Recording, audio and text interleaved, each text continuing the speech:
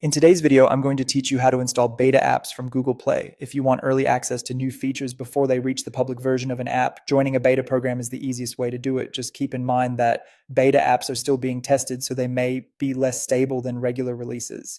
To get started, open the Google Play Store on your Android device. From here, you can either search for the app you want to test, or if you already have the app installed, tap your profile icon, go to Manage Apps and Devices, then open your installed apps list to find it there. This is useful if you want to switch an app you already use over to its beta version. Once you've found the app, tap its name to open the main app detail page. This is the page where you normally see the install button, screenshots, ratings, and app description. You'll want to scroll down until you find the section labeled Join the Beta. Not every app has this option because developers have to make a beta program available first, and sometimes they limit how many testers can join. If the beta is open, tap Join and then confirm by tapping Join again. After that, Google Play will begin registering your account as a tester.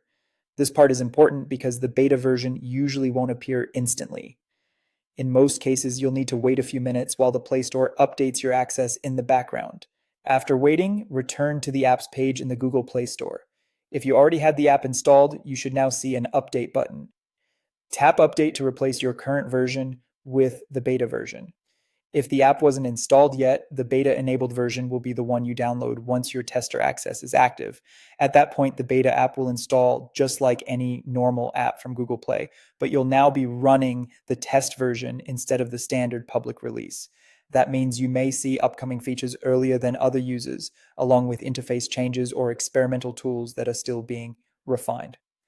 One final thing to remember, beta versions can sometimes crash, behave unpredictably, or include bugs that haven't been fixed yet.